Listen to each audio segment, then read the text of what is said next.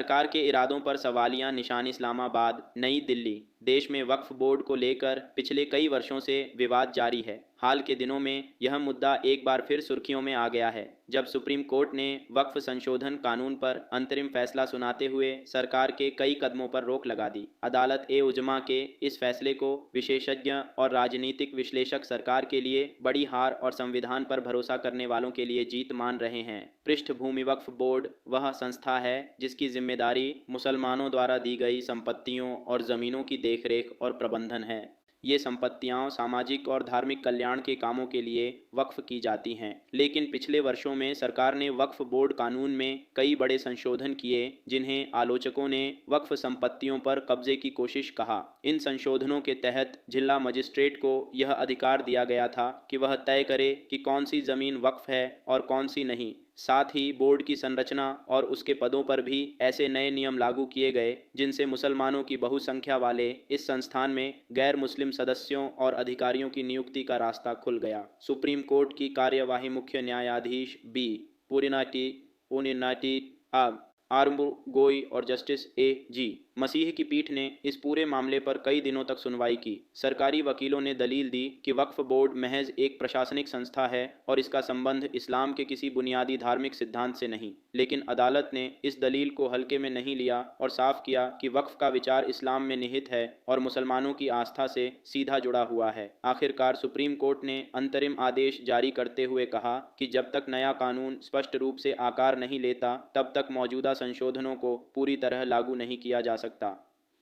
इस आदेश के साथ ही सरकार की कई धाराएं निलंबित हो गईं। पहला मुद्दा: वक्फ बोर्ड की संरचना। सरकार चाहती थी कि वक्फ बोर्ड में ज़्यादा से ज़्यादा गैर मुस्लिम सदस्य हों, लेकिन सुप्रीम कोर्ट ने शर्त रखी कि किसी भी केंद्रीय या राज्य वक्फ बोर्ड में 3 से अधिक गैर मुस्लिम सदस्य नहीं हो सकते। उदाहरण के लिए, यदि केंद्रीय बोर्ड में 11 सदस्य हैं तो कम से कम 8 मुसलमान होना अनिवार्य है। इस फैसले से यह तय हो गया कि वक्फ बोर्ड की बहुसंख्या मुसलमानों के हाथ में ही रहेगी। दूसरा मुद्दा: चेयरमैन का चुनाव। नए संशोधन में प्रावधान था कि बोर्ड का प्रमुख कोई भी हो सकता है, चाहे वह गैर मुस्लिम ही क्यों न हो। धारा ने सबको चौंका दिया, क्योंकि वक्फ बोर्ड मूल रूप से मुसलमानों की संपत्तियों का प्रबंधन करने वाली संस्था है। सुप्रीम कोर्ट ने हालांकि इस पर सीधी रोक नहीं लगाई, लेकिन यह निर्देश दिया कि जहां तक संभव हो चेयरमैन मुसलमान होना चाहिए। कानूनी जानकारों का मानना है कि इस निर्देश के बाद भविष्य में किसी गैर मुस्लिम का चेयरमैन बनना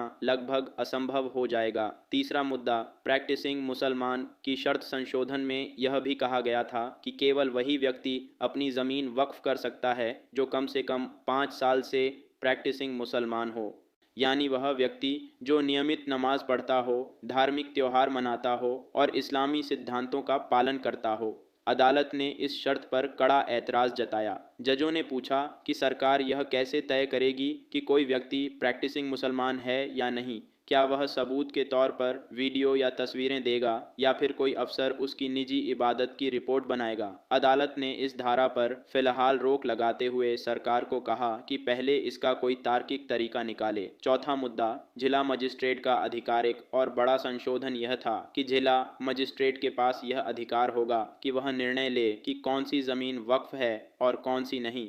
सुप्रीम कोर्ट ने इस पर भी रोक लगाते हुए कहा कि ऐसा अधिकार देने से राजनीतिक दबाव बढ़ेगा और वक्फ संपत्तियों को खतरा हो सकता है, क्योंकि डीएम सीधे राज्य सरकार के अधीन होते हैं और अक्सर राजनीतिक दबाव में फैसले लेते हैं। बड़ा सवाल: कॉरपोरेट्स को ज़मीन देना। सुनवाई के दौरान यह मुद्दा भी उठा कि हाल के वर्षों में सरकार ने बड़ी बड़ी ज़मीनें अडानी ग्रुप और अन्य कॉरपोरेट्स को सस्ते दामों पर दी हैं। सवाल किया गया कि अगर वक्फ ज़मीनों पर कब्जे या गलत इस्तेमाल का अंदेशा है, तो वही नियम अन्य धार्मिक या परोपकारी ज़मीनों पर क्यों नहीं लागू होते।